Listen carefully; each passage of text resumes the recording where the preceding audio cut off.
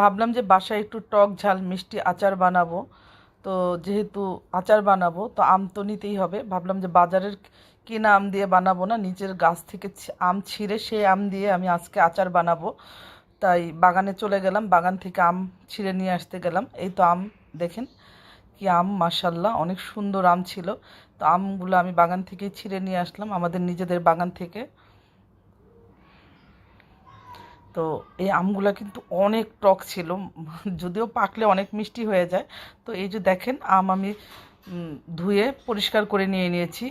পানি ঝরিয়ে নিতে হবে, প্রত্যেকটা আম ভালো করে মুছে নিতে হবে টিস্যু দিয়ে। তো ওটা আমার স্কিপ হয়ে গেছে, আমি টিস্যু দিয়ে ভালো করে আমগুলোকে মুছে নিয়েছিলাম। তো আম ধোয়া মোছা শেষ, এখন আমি কাটার পালা। এখন আমি এক খোসা সহ আমের আচার দিব। তো আচার আমগুলাকে আমি ভালো করে দেখেন কিভাবে কাটছি। এক একটা আমকে 8 ফালা করে নিয়ে নিয়েছি। অনেক শক্ত হয়ে গিয়েছিল আটি, কাটতে অনেক কষ্ট হচ্ছিল, বটি পিছলে যাচ্ছিল। তো আমি নিচে আবার তাওয়াল, পুরানো তাওয়াল দিয়ে নিয়েছি। তো আমার আম কাটা শেষ, এখন আমি চুলায় প্যান বসিয়ে তেল দিয়ে দিয়েছি। আম কাটার পরে কিন্তু আমি একটু হলুদ আর লবণ দিয়ে মেখে রেখেছিলাম 2-3 ঘন্টার মতো। তো এখানে আমি তেলটা একটু হালকা গরম হওয়ার পর সরিষা বাটা দিয়ে দিলাম। এখন দিয়ে দিব হলুদের গুঁড়া, দিয়ে দিব একটু মরিচের গুঁড়া, দিয়ে দিব, দিয়ে ভালো করে একটু নেড়ে চেড়ে নিব। এখন একটু ভিনেগার দিয়ে মশলাটাকে ভালো করে কষিয়ে নিব।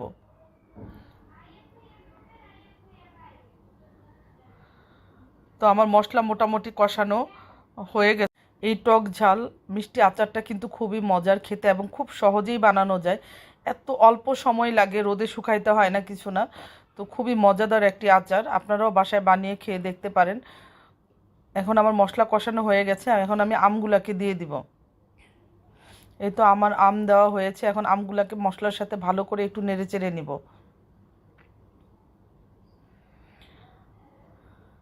আরও কিছু আম বাকি ছিল, সেগুলোকেও দিয়ে দিলাম। আমি এখন যে পরিমাণ আচার বানিয়েছি, এখানে প্রায় 2 বয়মের মতো আচার হবে। যেহেতু আমি একটু বিভিন্ন স্টাইলের আচার বানাবো, এক ধরনের বানাবো না, আরও কাশ্মীরি আচার বানাবো, আরেকটা শুধু মিষ্টি আচার বানাবো, বিভিন্ন টাইপের, আরেকটা শুধু টক আচার বানাবো। তো এটা হলো টক ঝাল মিষ্টি আচার। এই আচারটা খেতে অনেক বেশি মজার, এটা শুধু শুধুই খাওয়া যায়। এখন আমি দিয়ে দিলাম চিনি। চিনিটা আপনাদের স্বাদ মতো দিবেন, আপনারা যদি মিষ্টি বেশি খান একটু মিষ্টি বেশি দিবেন, কম খেলে কম দিবেন। চিনি দিয়ে ভালো করে নেড়েচেড়ে দিয়েছি, এখন দিয়ে দিচ্ছি আমি একটু পাঁচফোড়নের গুঁড়া।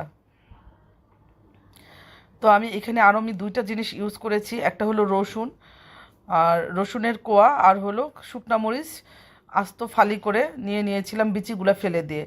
তো ওগুলো আমি আগেই দিয়ে দিয়েছি, সেটা হয়তো ভিডিওতে দেখানো হয়নি, স্কিপ হয়ে গেছে। আপনারা এটা আমি বলেছি, আপনারা এটা একটু ভালো করে বুঝে নেবেন। রসুনের কোয়া আর মরিচ দিয়েছিলাম। তো সব মশলা আমার দিয়ে ভালো করে দেখেন, মাশাল্লাহ আচারের কালারটা কি সুন্দর আসছে, তেলগুলো উপরে ভেসে আসছে। তো আমি একটু হালকা একটু ঢেকে দিয়েছিলাম যাতে আমগুলো তাড়াতাড়ি সিদ্ধ হয়ে যায়। তো এই তো দেখেন আমগুলো ভালো করে সিদ্ধ হয়ে কিছু কিছু গলে গেছে, কিছু আস্তে আস্তে। এইটাই মানে এই আচারের মেন জিনিসটাই হলো এই গ্রেভিটাই বেশি মজা লাগে। দেখেন মাশাল্লাহ কি সুন্দর আচার হয়ে গেছে। খুবই অল্প সময়ে এই আচারটা তৈরি করে ফেলা যায়, মানে রোদের দেওয়ার ঝামেলা নেই বা কোনো কিছু নেই। আপনি আচারটা যখন একদম পুরোপুরি ঠান্ডা হয়ে যাবে তখন এটাকে বয়মে ঢুকিয়ে ফ্রিজে রেখে সারা বছর খেতে পারবেন, কোনো সমস্যা হবে না, শুধু ফ্রিজে রাখলেই হবে। তো এই তো মোটামুটি আমার আচার কমপ্লিট।